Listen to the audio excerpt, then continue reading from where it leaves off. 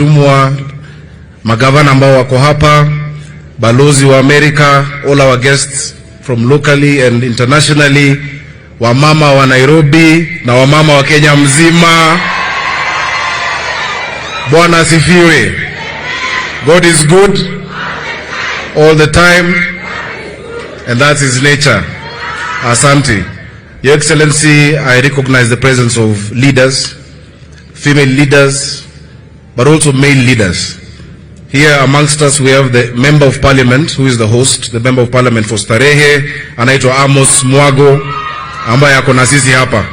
Asante sana.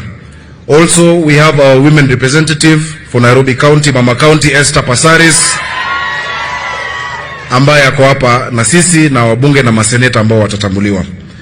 Your Excellency, it's a pleasure to see very many distinguished and talented people here today, and an honor to be your host.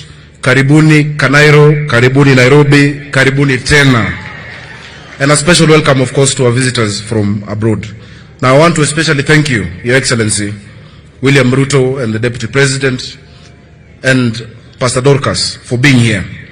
It is a measure of the seriousness with which your government takes the task of raising up the women of Kenya that you have joined us today for this celebration. Your Excellency, let me start with a story. The year is 1955. After a spell in Uganda, Grace Ogot, as she was later to become, had just received the offer for a scholarship for further studying in nursing in the United Kingdom. She went home to ask her parents for permission. While they thought about it, news came that a neighbor in the village was going through difficult labor. Grace left, went to the neighbor's home, and the child was delivered safely. Her family, that was persuaded by this demonstration of her skill, gave her their blessing.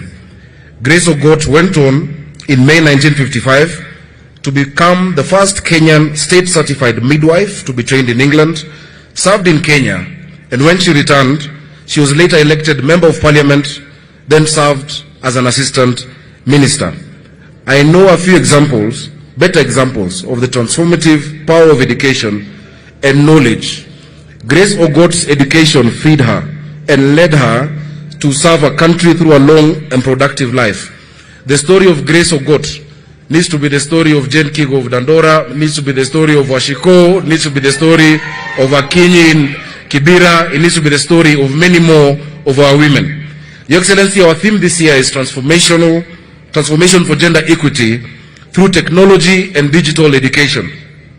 We can make that theme our own by reflecting on Grace Ogot's own life and asking how we, especially those in leadership, in Parliament, in the assemblies, in the Senate, can make it possible for more of our young Kenyan women to make the sort of difference that Grace Ogot made in 1955.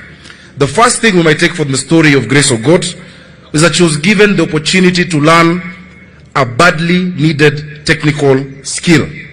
Today, Your Excellency, not enough of our young girls are able or given the opportunity to learn technical skills in school. We must give our young girls